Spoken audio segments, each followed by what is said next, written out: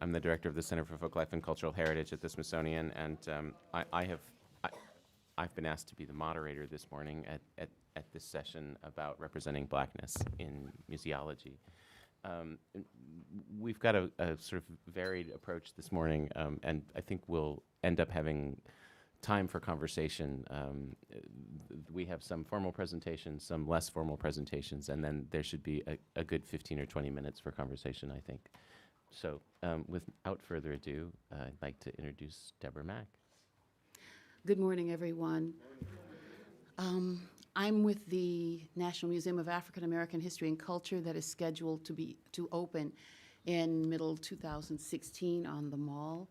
And I came on board less than 3 years ago, about 2.5 years ago, as we began to develop without having a collection. We're building everything. We're building the ship as we sail it, actually. But building really strategic partnerships. Our division is called technically Community and Constituent Services, and what we do is really linked to the founding legislation, the authorizing legislation for the museum, and it really has a central focus of really raising the field, the museum field. African American and African diaspora museum, cultural heritage, preservation, et cetera, organizations and constituent groups. So as opposed to our museum education and public programs, which deal with community in the conventional sense a little more routinely, although we do that, much of our work is about professional organizations, member organizations, constituent organizations, and so our work deals with not only a Metro D.C. area, which is one that we're developing as a focus, but then it's also national. It's emphasizing regional cultures around the U.S. and beyond. And we're in the process of developing partnerships with some of our partners, the Latino Center, with Folklife, with the Anacostia Community Museum, with African Art, with International Relations, in developing some research as well as programmatic partnerships nationally and internationally, focus on the Caribbean and Latin America, also a major focus on Africa. And these are projects that are all sort of in formation. So we were really delighted to be participating in this because we're here largely to learn from all of you and to tap into the resources that the Black Mosaic exhibit really launched 20 years ago, more than 20 years ago, but as an exhibition and program and research program and community building effort, which has had a long-term impact and has had a very sustained impact. There's a lot that we hope to learn from and continue in other kinds of dimensions. But equally, we are very interested in the work that all of you do. So this program, for me personally, is just a gold mine already. So I'm going to be sharing with you really just some early work that's in progress. We are literally beginning only this year in putting together a strategic plan for our services and also conducting for the first time constituent research on who identifies with a National Museum of African American History and Culture. What does that mean in the 21st century? I served as an advisor to this museum for 7 or 8 years before I came on staff, and one of the questions I always asked was, in the 21st century, who's African American? What does that mean?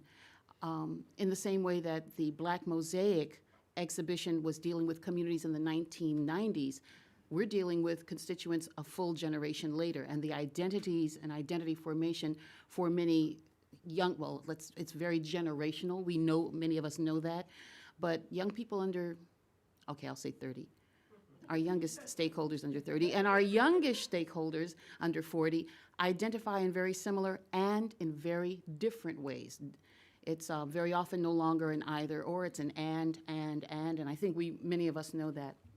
So I'm just going to, in this presentation, talk about some of the seminal ideas that are shaping what we are doing, and also the directions we're going in, if this will work.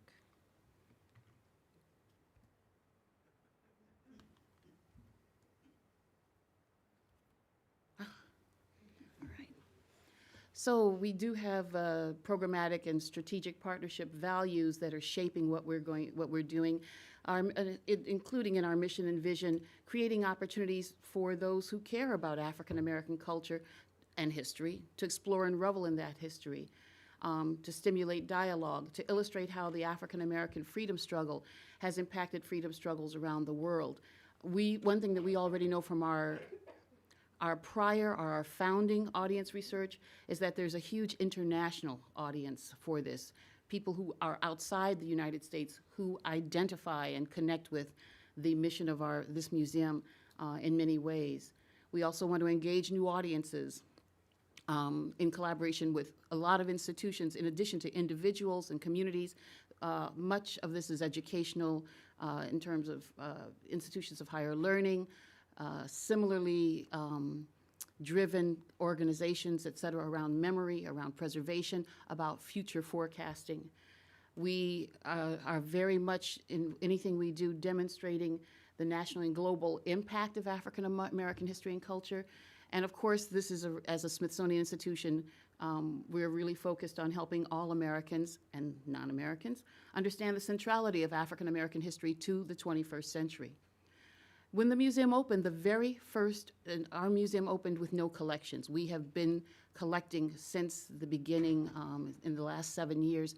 We're now at about 37,000 objects, manuscripts, images, et cetera. But this object was the very first donation, archived, or rather accessioned object into the collection, and it is a stool from a dugout canoe. And it was donated by Juan Garcia Salazar, who's a very noted activist, scholar from Ecuador. I think many of you are familiar with his work. And this came from his family's collections, from his mother and grandmother. And it's one of the examples will be illustrated as one of our core exhibitions as the first thing that people see that's, in a sense, diasporic. And that the spider symbol that's on the top of this stool, and that is by the family and by his grandmother, and we have actual oral histories on this, and we're continuing additional interviews with her daughter, his mother, and with him. They talk about Anansi the spider. This is of course, a very broadly interpreted symbol. But in the Esmeraldas region of Ecuador, it has power. It had power then, has power now, and resonates as one singular example of this kind of connectedness over time and place. We also are learning from comparable and related projects, similar but also different. There's a multi-museum project, community-based project called Latino New South. And it involves 3 museums: the Birmingham Civil Rights Institute, the Levine Museum of the New South, which is in Charlotte, North Carolina, and the Atlanta History Center. Each of them were dealing with topics which were historically seen as African American centered around civil rights as well as other issues. And each of them are in locations in urban areas that have experienced extreme hypergrowth in Hispanic or Latino immigration. And these are organizations that thought they knew who they were talking to. They knew that their audiences understood the background of these historical stories that they were trying to share, and the values and the issues. And they have very large new communities that come from a variety of different places. And so in investigating what that meant, they have, in the way that the Anacostia Community Museum has taken on a new mission to address the current reality around it, these museums are doing this as well.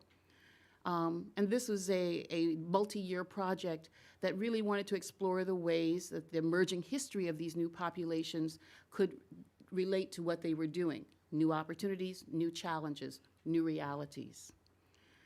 There were 2 major parts to this: the listening sessions that were in these 3 cities with various community constituents, and the scholarly session, a first scholarly session, and there have been more since then, very comparable to what we're doing here, this mixture of both elements, that really brought demographic, geographical, community-based, value-based, cultural-based information to the table. And there were what they called 6 or 7 major insights that have shaped now how each of them is going to proceed. And I'm going to just run through them very briefly because this will actually be somewhat comparable to the kinds of work we're going to do. Number 1, you can use the word immigrant or migrant, but Latinos in general are here to stay. They are the United States as well, whether people recognize that or not, depending on the location. And of course, as we know, even in the Washington, D.C. area, and this will be a research focus for us, it's the Latino Hispanic populations from Central and South America are the single fastest growing group in terms of school systems. The diversity of cultures, as most of us are aware, the majority of the United States finds that kind of cultural complexity complex, just beyond there. It's like, but aren't they all the same? The biculturalism, because of generations, especially generational growth and change, is growing. As most of us know from any place in the world, the young people are the first ones to adapt in multiple ways very comfortably. Extended families are important throughout most of these cultures, most of these background communities. That is an important factor when you think of some of our, I'll just say historically, I won't pick on art museums, of course, but mom, dad, and 2 children just doesn't resonate with the realities of the 21st century. Bridging is essential. One cannot say, well, what do you mean you don't know the Martin Luther King story, or you don't know the 19th century history of the Civil War, you don't know so-and-so. One has to connect the various realities and various experiences. In the museum field, we often say you meet your visitors where they are, and you take them to the next level. Bridging is one of those mechanisms. And language is a powerful symbol and a powerful sign of respect or disrespect. And becoming documented for many immigrants, whether it's Latino or anywhere else in the world, and this can be often a multi-generational issue, is often impossible in the United States at present. Those 7 insights have shaped much of what is going on in many African American museums in terms of their staffing, their storylines, their exhibitions and programs. And this Latino New South project has been really illustrative and a model for many museums that are working on these issues. It's also informing, and my last 3 issues really are just talking about the research which we are only beginning now in our museum, that will inform future planning and programming for the National Museum of African American History and Culture, not only for a wide variety of constituents. We're already engaged in African, Caribbean, Latin American research partnerships and programmatic partnerships. But in trying to understand, because our museum mission talks about African American and Africa diaspora audiences and constituents, I have maintained that we have no data, no information, and to this point have not what I consider made an honest investment in approaching communities and asking them. That's a process that we are designing and shaping and beginning only now. Audience research is needed because very little is known about the perceptions of various diverse Black audiences. If you are a Nigerian cultural organization in Washington, D.C., we don't know who you are. We don't know what your priorities are. We don't know who your membership is. We don't know what your interests are. We don't know if you relate to this museum or if you don't, and if you do, in what ways. And so this audience research, this qualitative research, really right now for this first stage profiling the Metro DC area, which is a highly global area, is totally necessary. This will, of course, shape our post-opening exhibits, programs, and continued research collaborations. And the key issues that we are including, highlighting for this first phase of research, which will be about a year, who are these audiences? And we're dealing with issues of language, affiliation, et cetera. How are these communities likely to see themselves? Do they, as I said before, do they relate? Do they not? If not, why not? In what, is it gendered? Is it generational? Is it economic? Is it class? What types of exhibit topics and programs and media platforms can we best engage visitors on? We maintain that we cannot just assume that we know what that is. And what types of organizations ultimately can we approach, or who should we work with for ongoing collaboration? So again, I just wanted to conclude that for me, this program is a fabulous resource because we are a brand new Smithsonian unit that will learn a lot from this program and from all of you. And thank you.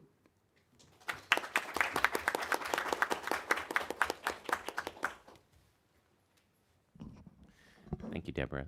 Now I'd like to introduce Diana, Baird, and Jai from the Center for Folklife and Cultural Heritage. Thank you, Michael. First of all, there are at least three reasons why revisiting the Black Mosaic Project is of great professional and personal significance to me. First of all, at the request of Curator Extraordinaire Portia James, the Anacostia's stalwart Deputy Director Sharon Rankin, and Director Steve Newsom at the time, I had the pleasure of organizing the training curriculum for the Black Mosaic Project as a community research project.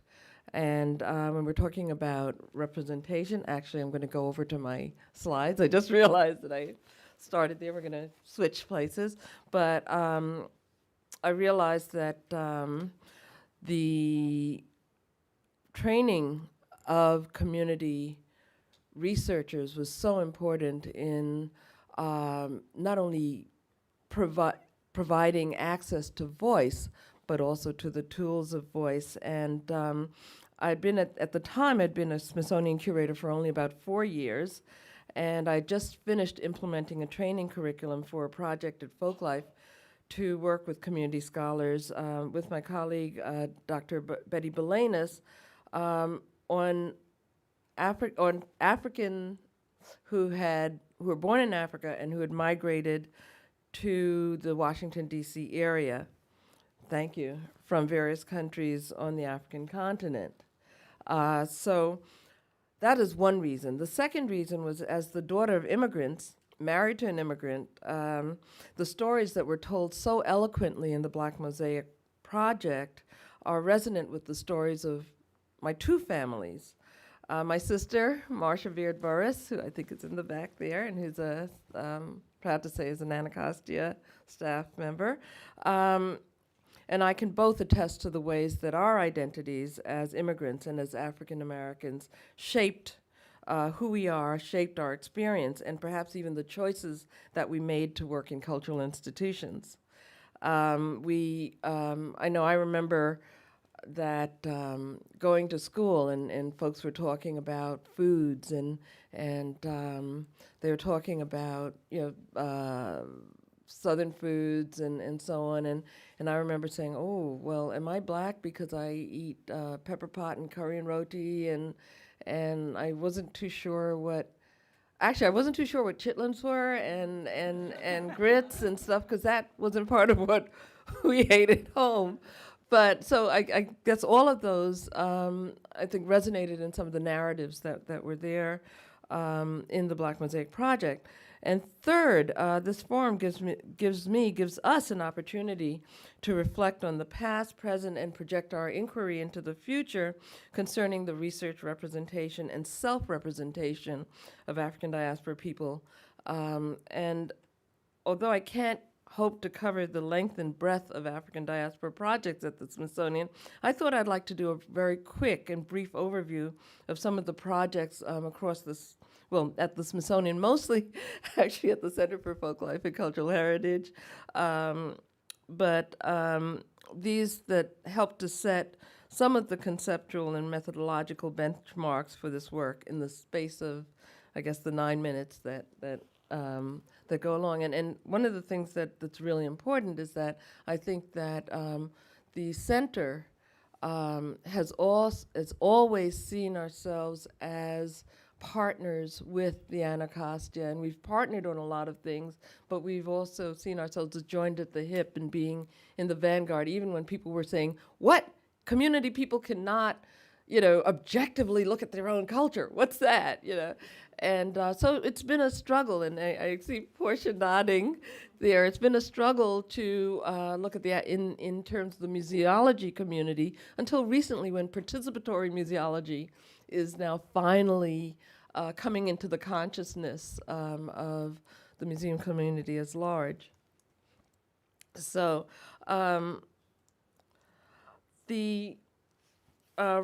first of all, I have to say a note that Roy Bryce Laporte, in his seminal work on the new immigration, published right here at the Wilson Center, talked about the invisibility of immigrants of color, and in his source book on the new immigration, which he wrote around 10 years after 1965, which loosened the immigration laws, which allowed for the influx of Caribbean immigrants and so on.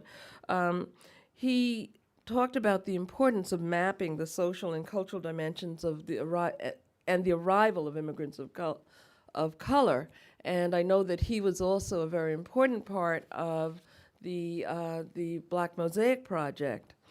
So, but in the 1970s, the Folklife, the Center for Folklife and Cultural Heritage, which was then the Office of Folklife Programs, took advantage of the funds leading up to the nation's bicentennial to form the African Diaspora Advisory Group, ADAG. And this group included research luminaries such as Bernice Johnson Reagan, Leonard Goins, Joseph Harris, who did pioneering work in conceptualizing the African diaspora, and Dr. Bryce Laporte, working on the arrival of new immigrants. The research team was also, here you go. And the research team was also largely African diaspora students. My mentor, Gerald Davis, who first headed the project, Bernice Johnson Reagan, James Early, John Franklin, Beverly Robinson were all involved as cultural researchers. Now, although the term diaspora comes from the Greek word scattering, implying the dispersal of Jews around the world, how it was used more recently, ADAG organized research for the festival celebrating the bicentennial of the United States around the concept of reuniting diaspora and bringing culture keepers, people of African descent who, as Dr. Bernice Johnson Reagan said, survived slavery in the Americas, together with artists from the continent of Africa, from Ghana, Senegal, Nigeria, Liberia, as well as from the Caribbean and South America. And the festival was for most of the summer long, I cannot believe that, and represented the concept of diaspora as reunion, as family reunion. And I think that this has been a very important theme, both for the Anacostia and for the Center for Folklife and Cultural Heritage, as well as for some of the newer projects that have been done. The program in African American culture, by the way, at the Museum of American History, took this up, and Nyani Kilkenny, who was there for quite a while, developed programs every February that dealt with different aspects of diaspora and the role of African Americans in American history. And of course, Faith Ruffin, who is here, has spearheaded the immigration and migration. The immigration and migration project. So I think that what is so wonderful is that there have been these partnerships that have really enhanced and have really developed out of and cross-fertilized this work.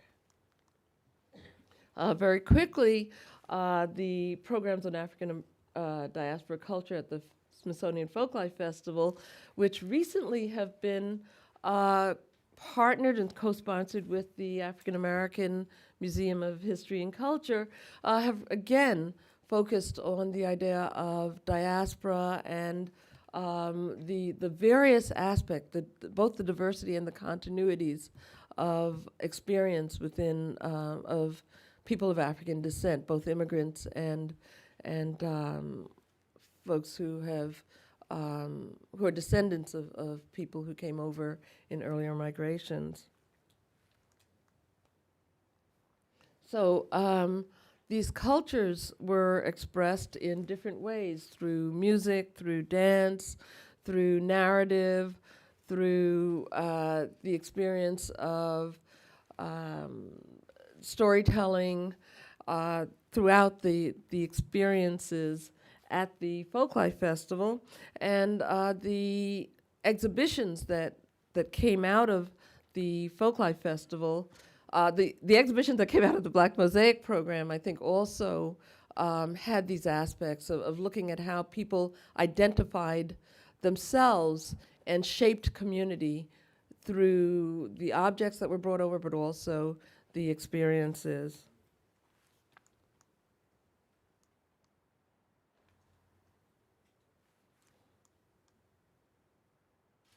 At the same time that the Black Mosaic program was going on, there was a program that we were organizing at Folklife called the African Immigrant Project.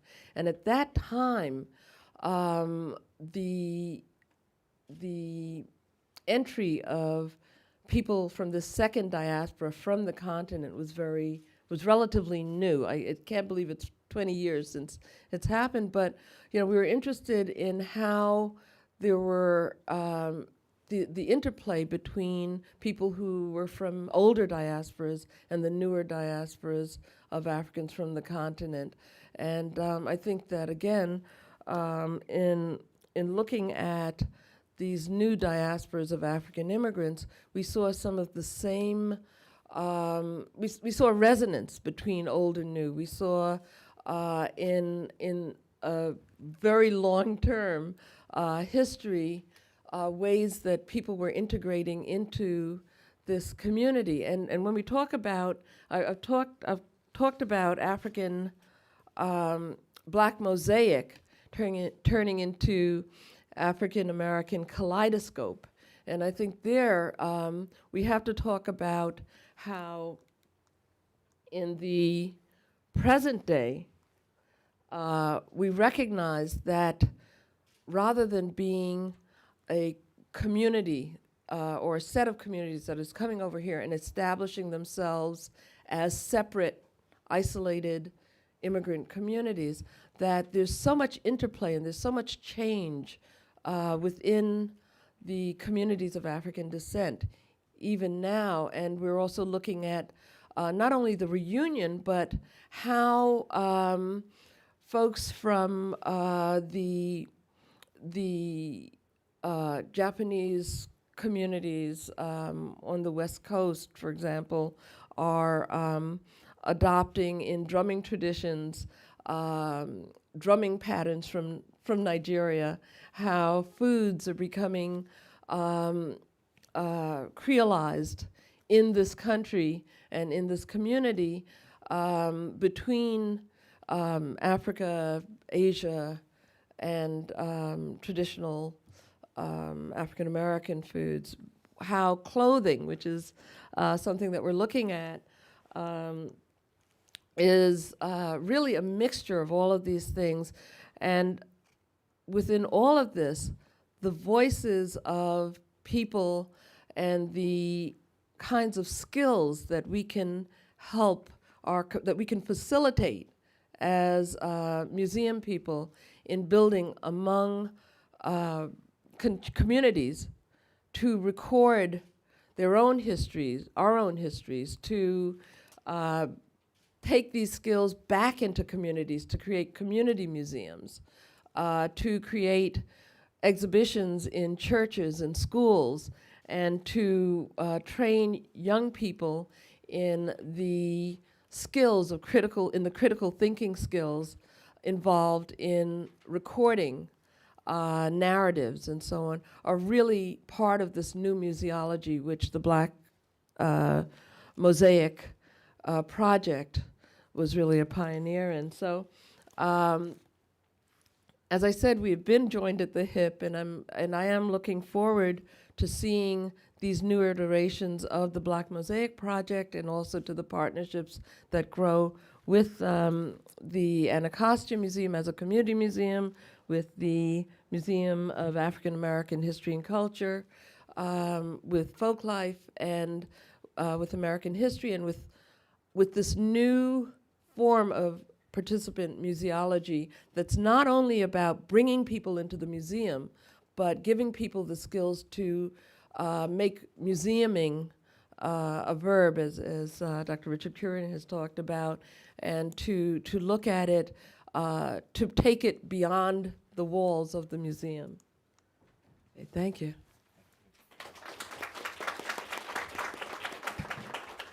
Thanks, Diana. Now it's my pleasure to introduce Carmen Ramos, who's a curator at the Smithsonian American Art Museum. Thank you, Michael. It's a pleasure to be with all of you.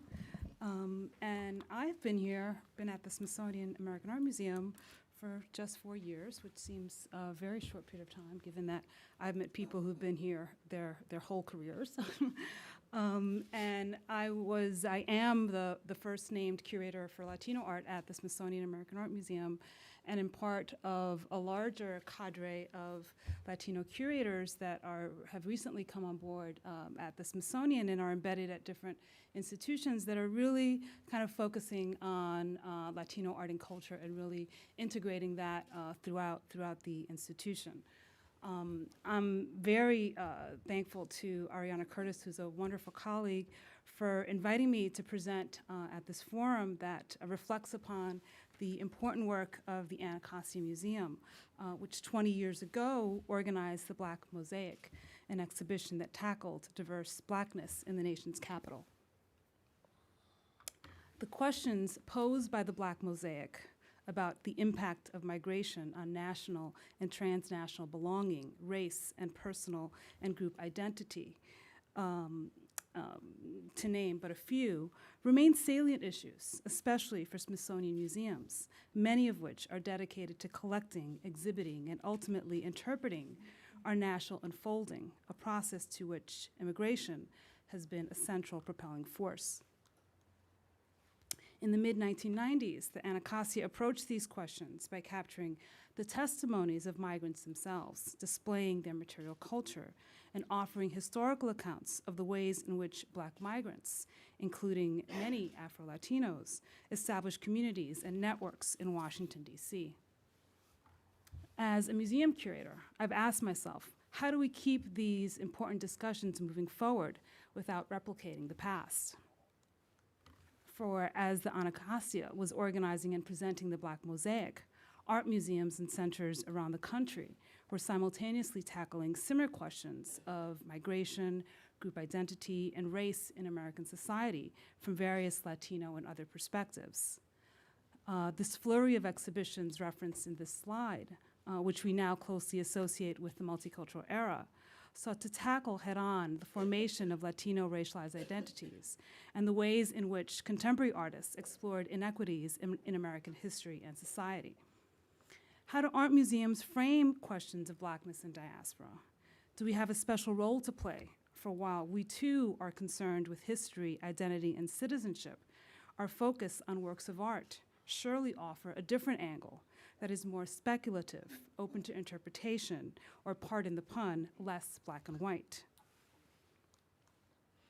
My own approach to these issues in organizing the exhibition, Our America, the Latino Presence in American Art, that was recently presented at the Smithsonian American Art Museum, might best be called subtle, yet I believe effective at placing issues of race, representation in African diasporic and the African diaspora at the crux of Latino art and culture.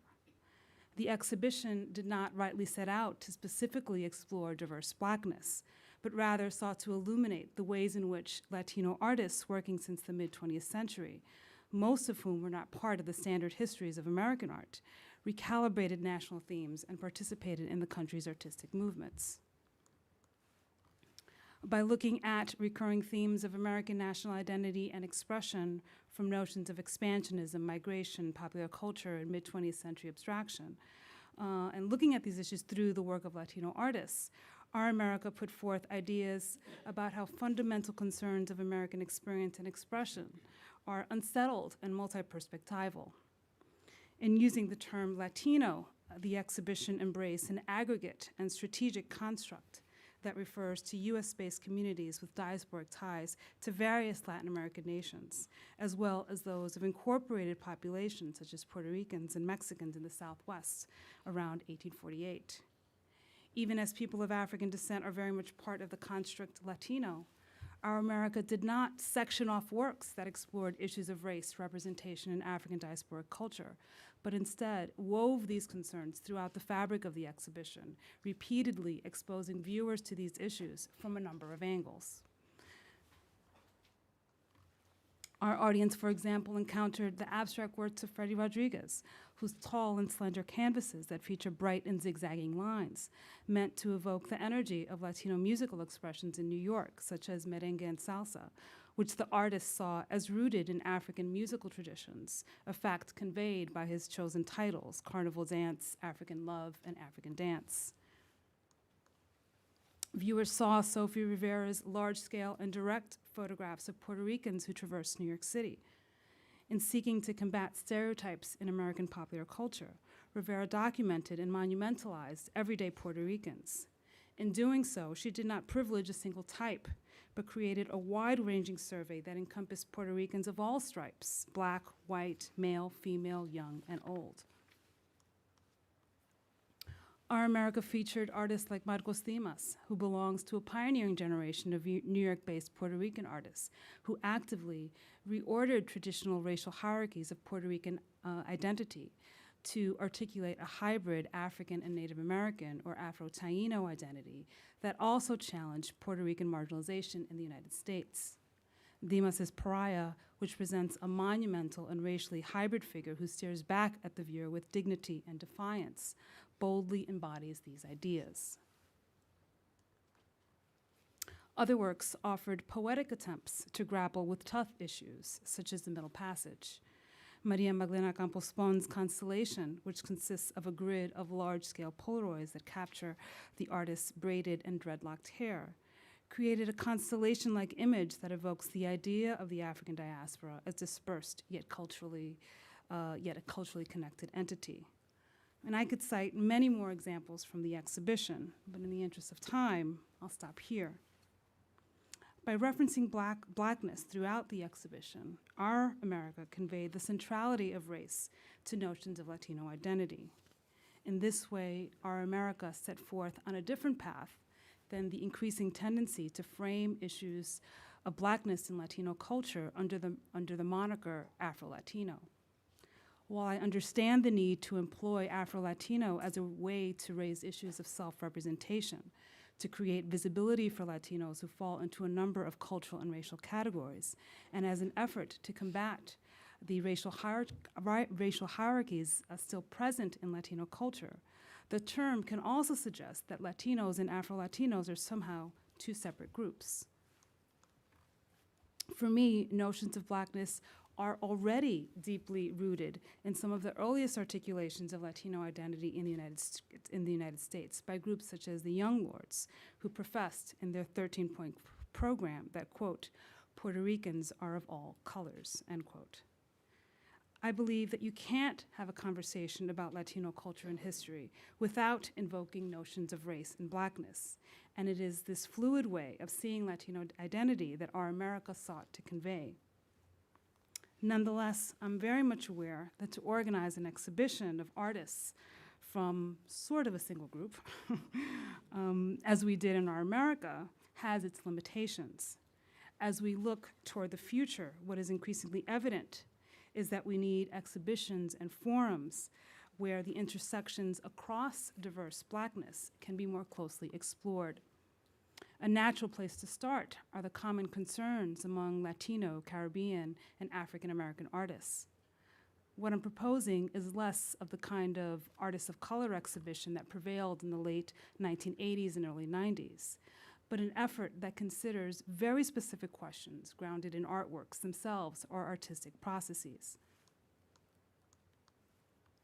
Along these lines, Rocio Arando Alvarado and I have just proposed a panel for the 2016 College Art Association annual meeting to be held in Washington, D.C. in February 2016. Titled after a County Cullen poem, What is Africa to Me? U.S.-Based Artists and African Diasporic Traditions since the 1960s, the panel seeks to bring together scholars investigating U.S.-based artists that ushered a shift away from a generalized quoting of African diasporic art and culture, which prevailed in the modernist era, toward a practice that was informed by the study and specificity of African diasporic tradition. As Rocio and I currently understand it, this dynamic shift was informed by many factors: the quest for civil rights, the rise of Black power and other radical groups of the post-civil rights era, solidarity with anti-colonial movements, Caribbean migration, and burgeoning new scholarship on African and diasporic art. For many artists who fall into this category, their intimate knowledge of the diaspora derived from family history or direct connections to African, Latin American, and Caribbean nations played an important role in engaging diasporic tradition. It is clear that African American Latino artists figure prominently in this shift, yet their works are not often juxtaposed or placed into direct dialogue. In fact, explorations of African diasporic practices and contemporary art, such as Arturo Lindsay's important book Santeria Aesthetics, seem to take place in different circles, focused either on African American or Latino and Latin American art. Yet the evidence suggests otherwise. Art historian Tobias Wolford has argued that African American artists such as Houston Conwell were directly impacted by Robert Farris Thompson's scholarship on the African diaspora, much of it based on Thompson's investigations in Latin America. Even as Conwell grounded his early work, such as passages in diasporic retentions found in Southern U.S. culture, thanks to Robert Farris Thompson, his artistic practice was later transformed by his increasing knowledge of traditions in Cuba, Brazil, and Haiti. It is these intersections where the African American, Caribbean, Latino, and/or Latin American overlap that I find worthy of further study. It points to the special role that Latino and Latin American cultural formations have played in the larger consideration of African tradition in contemporary art. In a similar vein, we hope that proposed papers might consider the work of someone like Dominican-American artist Charo Orquet. Living and working in Miami and influenced by her close contact with other Caribbean communities, both Cuban and Haitian, Orquet performs and creates massive assemblages made of wood, toys, and cheap ephemera meant to evoke specific deities from Voodoo and Santeria. One might argue that her embeddedness in a pan-Caribbean community created a safe space for her to freely explore issues of African diasporic tradition outside of the racial taboos of Dominican island-based society. Ultimately, we hope not only to begin to map out the history of a shift to African diasporic specificity, but to explore how the movement of artists and ideas were also a central element in the process itself. And these are just some ideas that I hope that we could explore in our conversation. Thank you.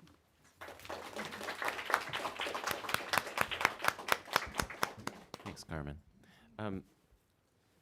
So I was originally thinking that I would just moderate, but my colleagues have suggested that I should say a few things. Like Ariana, I am at the Smithsonian because of the Black Mosaic Project. I came here to work at the Anacostia Museum in 1992 for Portia James.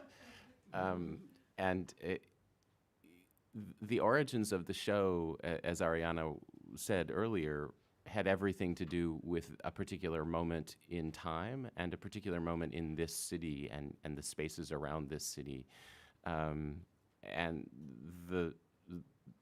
She eloquently put it, the ethnic and racial tensions were very high at the time, and it was quite remarkable. I had been working in the Afro-Cuban community here for a number of years before I came, and when the riots happened, and phones weren't working and people were really scared.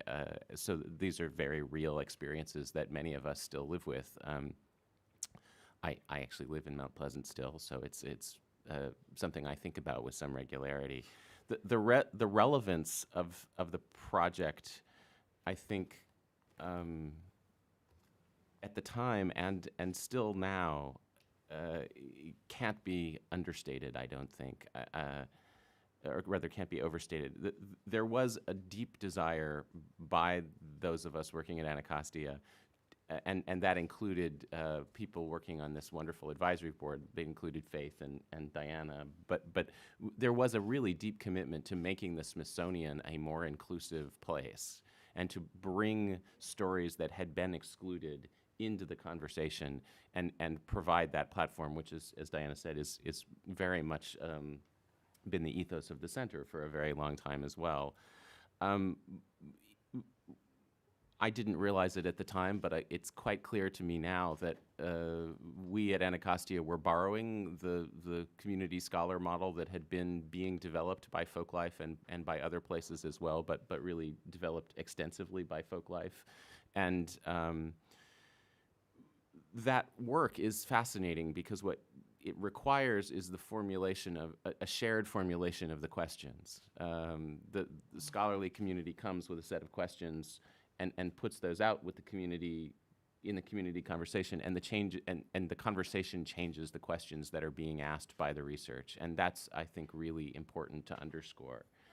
In the end, the questions that we were answering with this documentation and with this exhibition were driven in part by our curiosity and our concerns, but extensively by a deep and ongoing conversation, to the point that in most cases we were not actually doing the interviews or taking the pictures. We were having community scholars do that work and relying on them, their knowledge of the history of their communities, their knowledge of where to find knowledgeable, sort of remarkable tradition bearers and artists and spokespeople in their communities.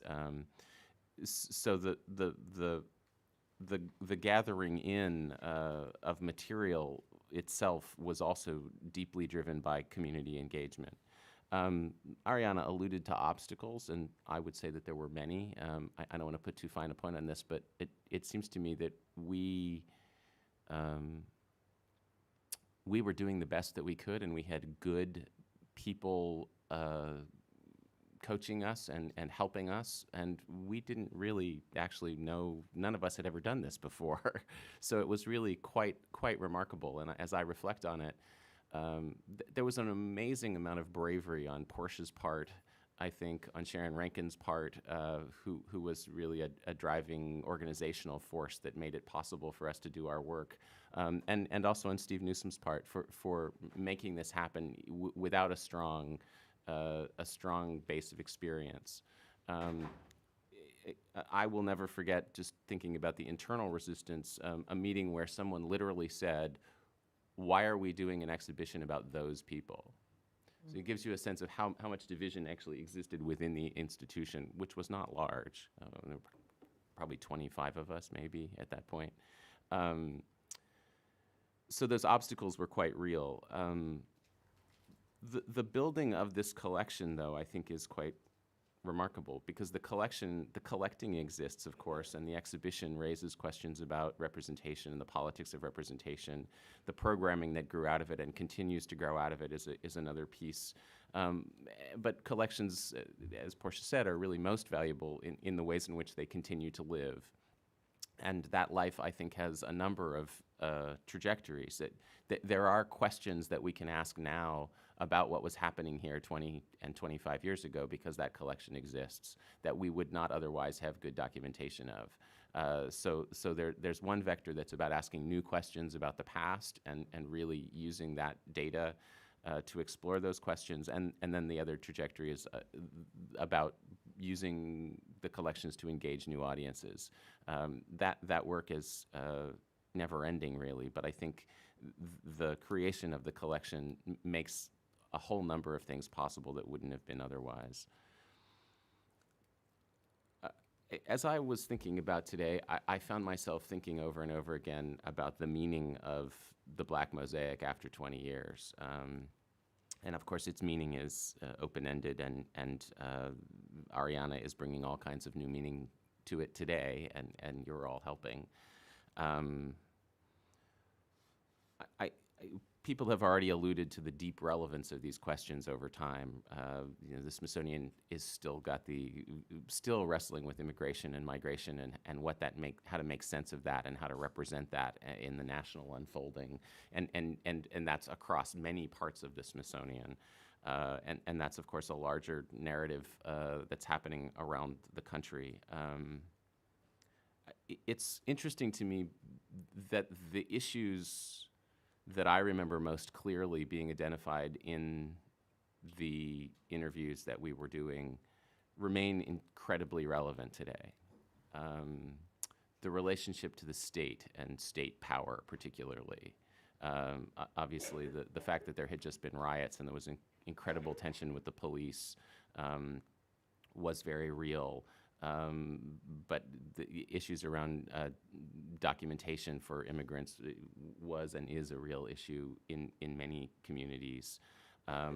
Because of my own work, I'm particularly aware of the almost unbridled power of the Humane Society law enforcement officers who can stop anything that is going on with any animal in the city pretty much at a moment's notice. So anybody who has a tradition, a food tradition or a religious tradition that involves live animals is constantly running up against that. So relationship to the state is a big theme, I think. Artists' rights is another big theme that we heard over and over again. The desire that people had to find venues for performance that would validate their traditions in some way, but also the really basic issues of how to sustain an art form and make a living at the same time. Another one that we hear about all the time today. The issue of access, of course, to cultural institutions like the Smithsonian, having access to a platform to share stories and articulate concerns, and obviously that links to a larger set of political issues and access to the political process. But I think it's safe to say that we are all still wrestling with that in the cultural sector and certainly at the Smithsonian.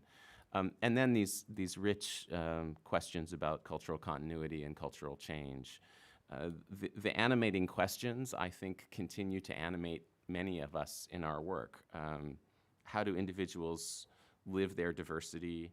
How does that diversity challenge and enrich the life of communities? And what role can we as cultural activists and museum professionals play in bridging communities and supporting the development of communities? In the end, that richness of story, I think that Portia mentioned in her opening remarks, remains for me one of the hallmarks of the project as well.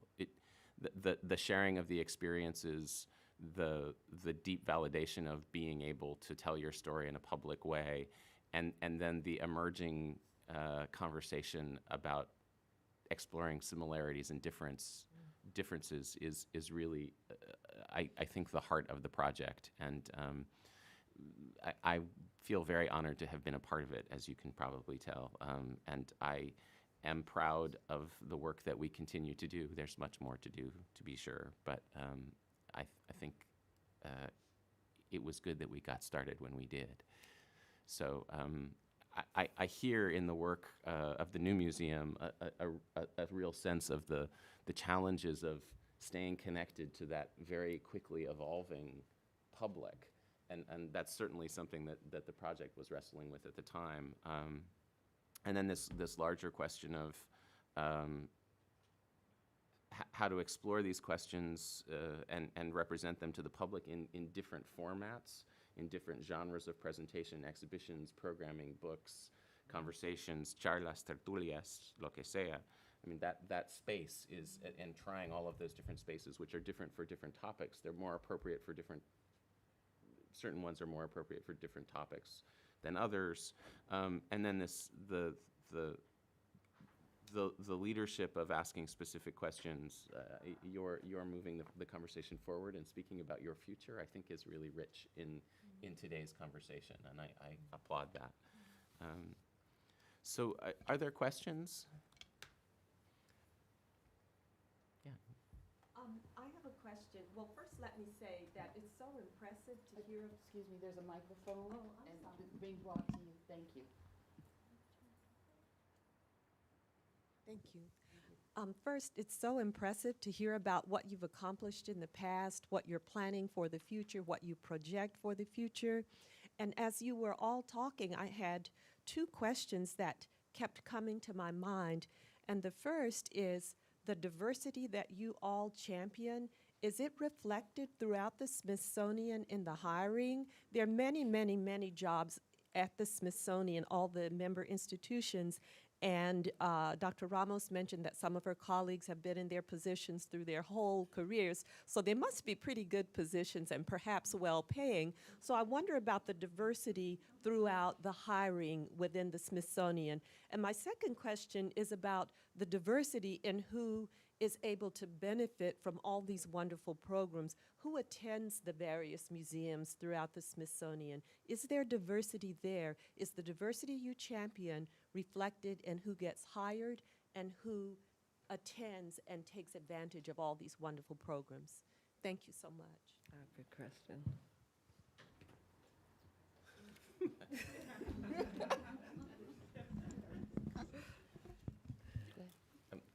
So I feel particularly fortunate to have the honor of managing the Center for Folklife and Cultural Heritage, which is perhaps the most diverse organization at the Smithsonian. That is not by my doing, but I will do everything I can to sustain that. I inherited an organization that was already very diverse, and it's quite remarkable to work in that space every day. That said, the Smithsonian as a whole, I think, is, I don't know the statistics, I'm not an HR person, but I think we all share a sense that we could do a lot better. And I think all of the reports, including willful neglect, have made that very clear. I think there has been a very strong attempt to make interventions like the intervention from Eduardo Diaz and the Latino Center to bring this new cohort of Latino scholars into leadership positions at the Smithsonian. And I think the new museum is certainly an attempt to make sure that the Smithsonian remains a diverse place. Yes. There are dimensions to diversity that go beyond ethnicity. One of my charges, one of our charges, is that we're raising in the next 2 generations of museum professionals. And this goes far beyond, for instance, what the public thinks of in terms of curators. Because museums are really non-taxed businesses and organizations. So we have incredibly gifted and powerful and experienced financial managers and finance people and administrators who make the Smithsonian the dynamic that it is. On a content side, which is where many people think of the Smithsonian, although the Washington, D.C. is a site of visitation, most of our work is outside in our communities around the nation and around the world. And so the issues of accessibility in raising, when I talk about raising the field, raising the museum field, which is specifically what the legislation for our museum talks about HBCUs, tribal colleges, community-based organizations, community memory, preservation of not only objects and sites and buildings, but in a sense, cultural landscapes and memory in various forms. There are all of these dimensions in what we're working. So much of what we do, while there's work that happens on site, and of course the various platforms, digital and media and otherwise, that can go out there, we are out there as well, in place within these communities, regionally, nationally, internationally. Yeah. I would say that, there are oases of diversity within the Smithsonian, and then there are deserts, and I think that within obviously the Anacostia Museum, the Museum of African American History and Culture, Latino Center, Asian Center, I think that there is an effort, and I applaud the initiatives at the Latino Center to make sure that there are people throughout the Smithsonian who reflect not only different ethnicities, the biological ethnicity, but also we're talking about the perspectives that diversity brings. But I think that there's a very, very long way to go, not only in terms of who is where, like in the sciences and let's face it, the sciences also have cultural components, but also in the internships. There is a minority, and I put that in big quotes, minority because I don't like that name, it's not accurate, but internship program. But there are real restrictions on who's able to come to the Smithsonian and spend the time and get that training to then go on to become a curator or a scientist and so on here. And I think that there's a lot that needs to be done there as well. So, but that's a great question. Thank you. Can I just comment and say that I think that those of us who work in cultural areas, there's obviously been enormous progress, but the bulk of the Smithsonian is a scientific institution. Right. The sciences get more money, they have more staff, and when you look at the science institutions, that's a very different story than what has happened in the cultural areas over the last 25 years. I should say that I'd just like to add that there are efforts like the youth access grants, which are designed to bring young people, diverse young people, into the Smithsonian at an early age and give them very deep and meaningful experiences. And many of our scientific colleagues are using those programs to enrich that part of the program and make sure that there is a more diverse future for the scientific teams. And the natural history, where I used to work, actually also has its own fellowship program, which they use quite strategically in this way. And I'm happy to say that the Center for Folklife and Cultural Heritage has as one of its goals, as part of our capital campaign, $1 million fund that would do just that, so that we could make sure that the most deserving people, regardless of their economic situation, could come and participate in the training that we provide. I think I'd just also like to concur that I think the Smithsonian has a ways to go in terms of diversifying its staff. And as someone who's relatively new to the Smithsonian, it was pretty much shocking to me when I arrived. I was like, whoa, like, where are the Black people? I literally asked myself this question. I'm like, where are they? I don't see them. So it's quite shocking. I think that on the level of our audience, and who, attends our programs, I think we also have a way to go. I wish we had a Deborah Mack at the Smithsonian American Art Museum that was exclusively focused on Latino constituencies, because I think that, a curator can't do it all. It's not my job to really build audiences in that way, I'm interacting with artists. I'm focusing on exhibitions, scholarship, and all of that. You can't add on top of that, developing our audience. That's too much. We need other types of professionals throughout the institution that are really focused on doing that. I just wanted to address the second part of the question also that you talked about, the diversity of the folks who show up for the programs. Because I know at my museum, for example, we're very interested in raising the visitor count, I guess in all the museums, that's very important to us. But when we do raise the visitor count, if we are successful, they're still primarily going to be, ethnicity aside, they're going to be college educated, they're going to be pretty much middle class, upper working class, folks. Folks who have a tradition of going to the museum.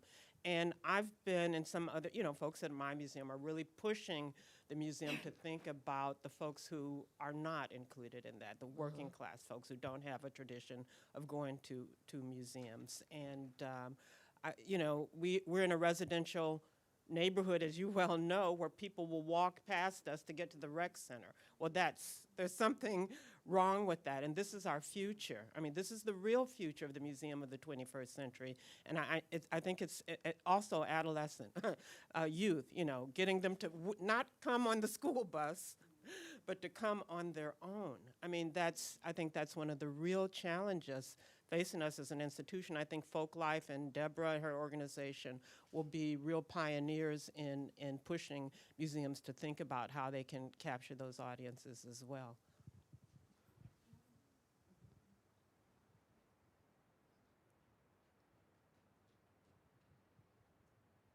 I think I've been at the institution almost 30 years. It's come a long way in terms of African Americans. In terms of high-level management, We have a long way to go for any minority, and that includes Asian, American, Pacific heritage.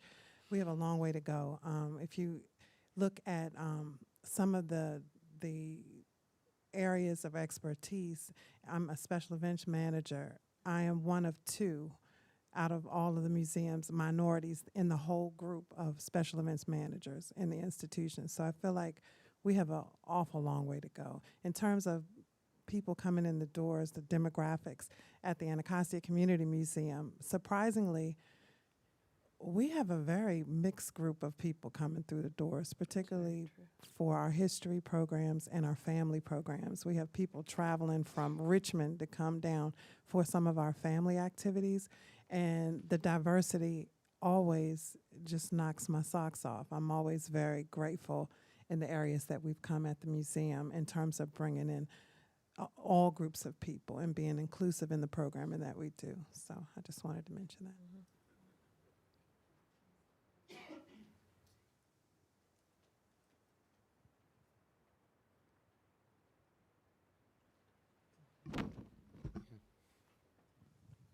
When we talk about diversifying audiences, we need to keep in mind, the new trend is to do everything online or to reach out online, and the digital divide is real.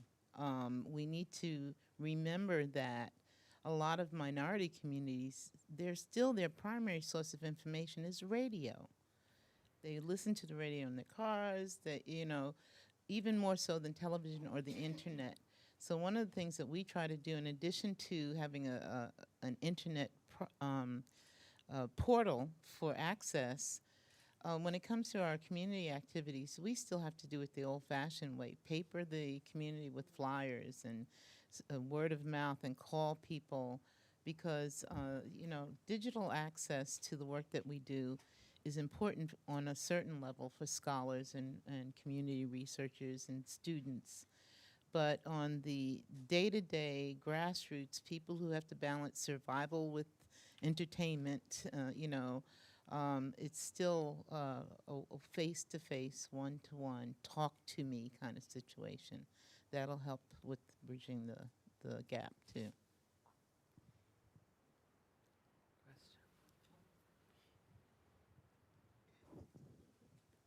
I manage the Intern and Fellows Program in American History, and I'm also Deputy Chair for the Smithsonian Latino Working Committee.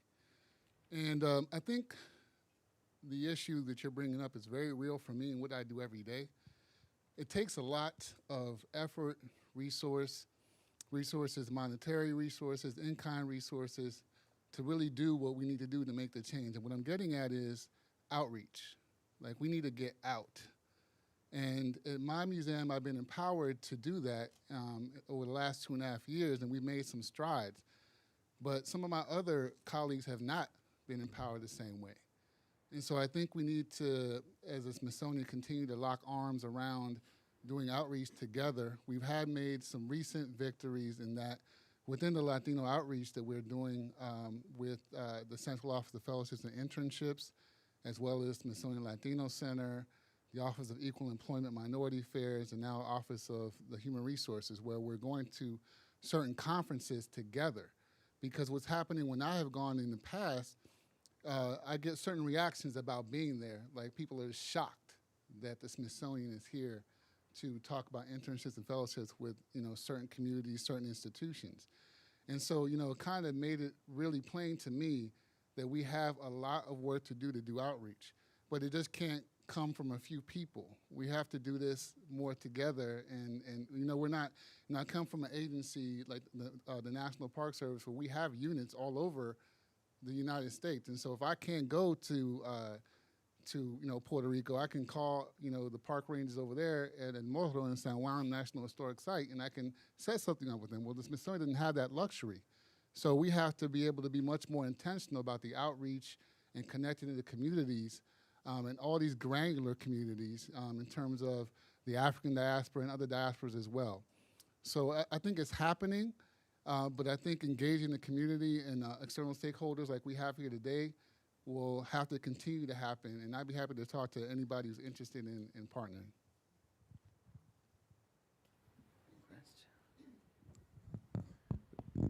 I had a question for the panelists, and that is, I know that often when we're doing work and we're developing projects, you know, there's a conception we bring as cultural workers or as researchers or scholars that to me seems, you know, when we frame our projects or we frame the exhibition, that's where a lot of the thinking of the scholar comes out.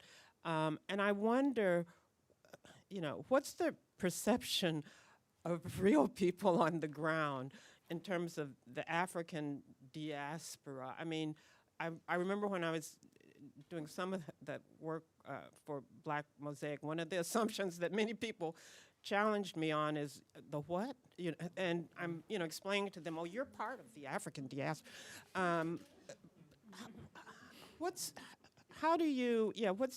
you talk a little bit about that? Actually, there's something a story that I've told quite a few times, and it was early around the time that the Black Mosaic Project was starting, Marie-Therese Thomas, who was part of the Black Mosaic Project, was teaching a course in multiculturalism. And she was teaching it in Washington, D.C. to a group of exclusively Black, and I use that, teachers. We were having this discussion, and there was a teacher who spoke up, and she said, you know, I had this kid in my class, and I thought he was Black, but he was Cuban.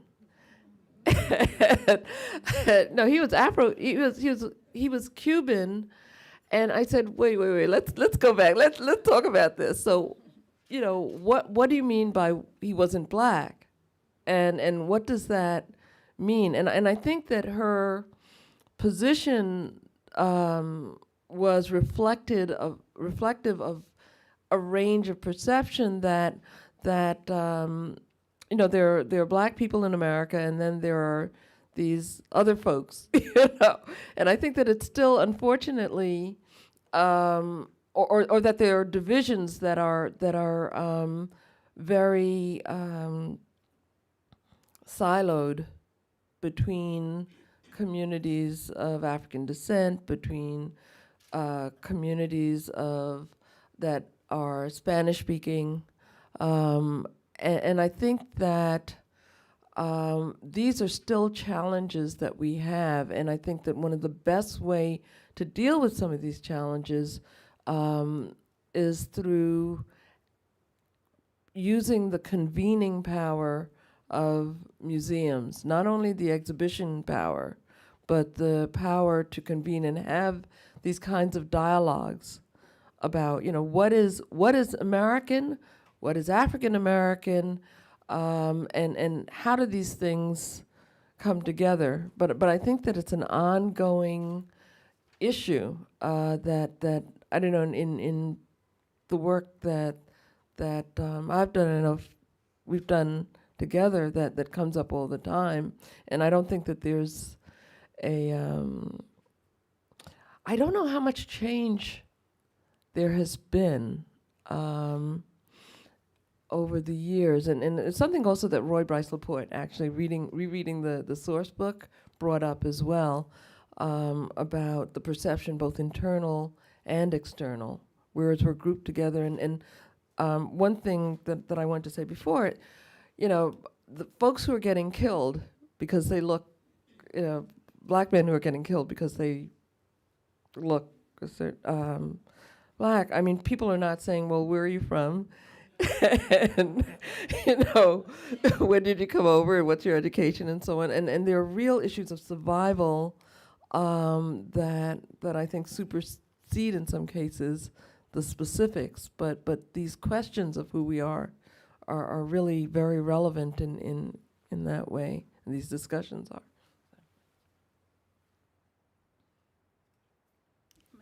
I think these questions come down to education. I don't know how much people are being educated. I think that's why there's a need for the kind of work you know, that we're doing. You because there's kind of little awareness of these overlapping categories. I remember talking to someone about an experience that my son had, who's 8 years old and is, as I like to call him, Pan-Caribbean. his father is of Trinidadian descent, and his first name is Esteban, so he's Esteban Alfred, and he was going to be, someone came into his classroom to assess him for learning disabilities, and they looked at his first name, and they picked out the Guatemalan kid in the classroom, because my son didn't necessarily look like an Esteban, I guess, to them,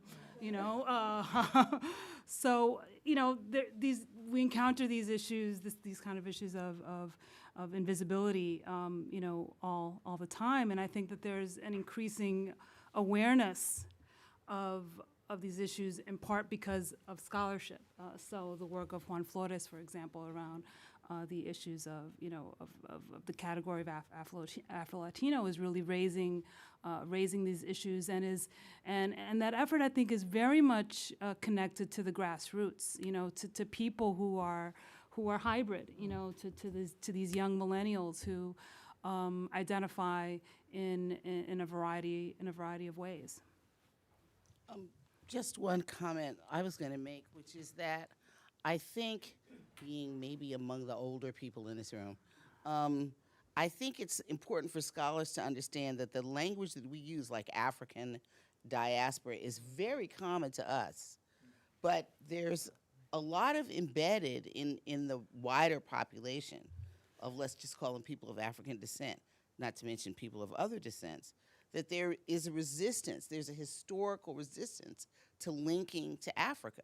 Mm-hmm. So when you say Africa, when people 30 years ago started talking about religious practices in Black Protestant churches having something to do with the African diaspora, there were many ministers and people who were very offended by this thought.